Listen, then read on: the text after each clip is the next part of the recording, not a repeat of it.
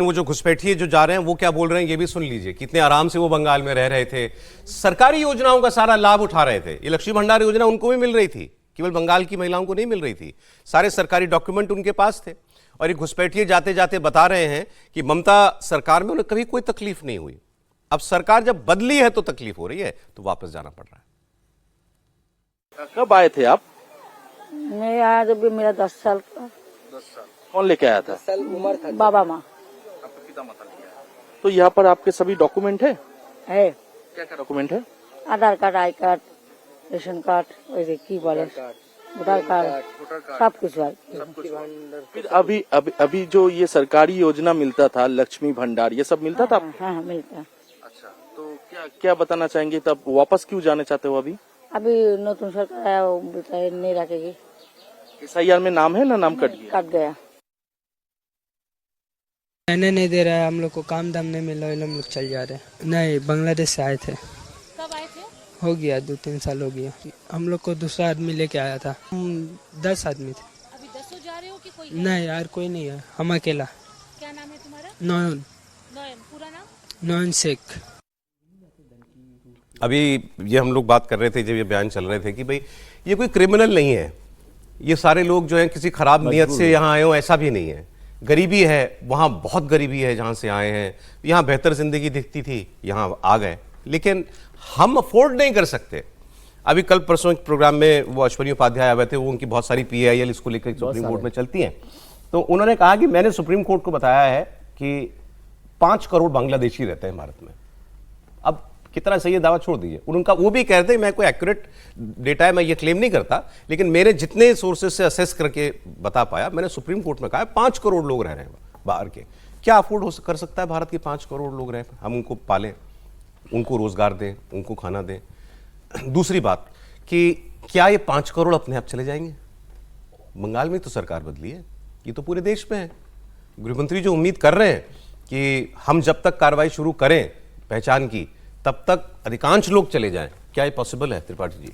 नहीं, बहुत कठिन है। और देखिए, बिहार चुनाव के समय का मुझे याद है, हम लोगों ने उसकी कहानी कुर्सी की में तब भी चर्चा की थी कि एक आदमी बड़ा चीखते हुए और बहुत दर्द में बोल रहा था कि अरे भाई, मैं तो यहीं पैदा हुआ हूँ, मेरे पिता आए थे अवैध घुसपैठ करके।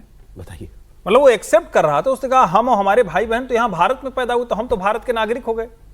अब और मैं बार बार कहता हूं कि इंदिरा गांधी को देश की बहुत मजबूत नेता के तौर पर हम सब देखते हैं, लेकिन उनके उस पर कोई बात ही नहीं हुई कभी कि इंदिरा गांधी के समय में ही सर्वाधिक घुसपैठ हुई, और वो एक तरीके से संस्थागत बन गया।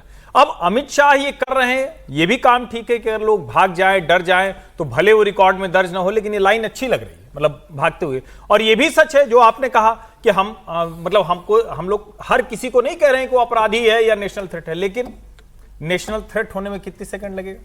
जो बांग्लादेशी मुसलमान है उसको कब अचानक याद आ जाएगा? जो बांग्लादेशी रविंद्रनाथ ठाकुर की जो विरासत थी वो नहीं छोड़ पाया, चलिए रविंद्रनाथ ठाकुर छोड़ दीजिए, शेख मुजीबुर रहमान को नहीं छोड़ पाया, रविंद्र संगीत के लोगों को नहीं छोड़ पाया, तो उसको कितना समय लगेगा भारत के खिलाफ होने में? और भारत का ये संकट भी है कि पाकिस्तान और बांग्लादेश जो हमारे हिस्से थे, तो ये तो करना ही पड़ेगा। डेमोग्राफी का जो असंतुलन पैदा हो, डेमोग्राफी, और वो वोट बैंक बन जाते हैं। वो एक तरह से एंटी इंडिया सेंटीमेंट पे वोट करते हैं। तो थ्रेट दीजिए, धमकाइए, जितने भाग जाए, उसके बाद फिर पकड़ के निकालिए, करना तो पड़ेगा। सर ठीक है, भारत में कहा जाता था कि अतिथि देवो भव, लेकिन ये हमारे अतिथि थोड़ी है, तो घुसपैठिए लोग हैं। बिल्कुल, ये तो घुसपैठी है, जबरदस्ती आए और यहाँ पे साधन संसाधन और सुविधाओं पे इन्होंने कब्जा कर लिया है। और भारत सरकार कह रही है भाई आप चले जाइए, आपके ऊपर कोई कार्रवाई नहीं करेंगे। और बंगाल के तो कुछ संस्थाओं ने कहा है कि भाई अगर आप जाओगे तो आपको 1 महीने का राशन हम अपनी तरफ से देंगे, कि आप 1 महीने का राशन लेकर जाइए और अपने देश के अंदर काम धंधा ढूंढिए, आपको तकलीफ नहीं होगी। इतना उनकी मदद करने के लोग तैयार है कि आप अगर जा रहे हो तो 1 महीने का राशन हमसे लेके जाओ, बांग्लादेश जाइए, वहां काम ढूंढिए, 1 महीने आपको दाल रोटी की दिक्कत नहीं आएगी। इतना संवेदनशील समाज भारत का है कि आपको उसके बाद भी मदद करने को तैयार है। आप यहाँ पर जो समस्या थी उस समय आप आ गए, अब आप यहाँ से खुद होकर चले जाइए, वो बेहतर होगा। वरना सरकार तो करेगी, सरकार ने कमेटी बना दी है जो बताएगी कि ऐसे इस तरीके से घुसपैठ कैसे हुई है, कहाँ जनसंख्या का इस तरीके से असंतुलन बनाए। तो मुझे लग रहा है कि समय यही है कि समय रहते यहाँ से चले जाए। अच्छी बात है। कम से कम ये विजुअल बताते हैं जो अक्सर डिबेट होती है ना, कि कितने लोग निकाले गए, कितने लोग गए। तो घुसपैठिए हैं निकाले भले न जा पाए हों, लेकिन जब कोई सरकार काम करती है, कानूनी तरीके से आगे बढ़ते हैं, तो उसका असर दिखता है। और अच्छा है वो जो अमित शाह ने कहा, उसको दोहराने की जरूरत है कि निकल जाए तो बहुत अच्छा है, नहीं तो बाद में तो निकालना ही पड़ेगा। ठीक है।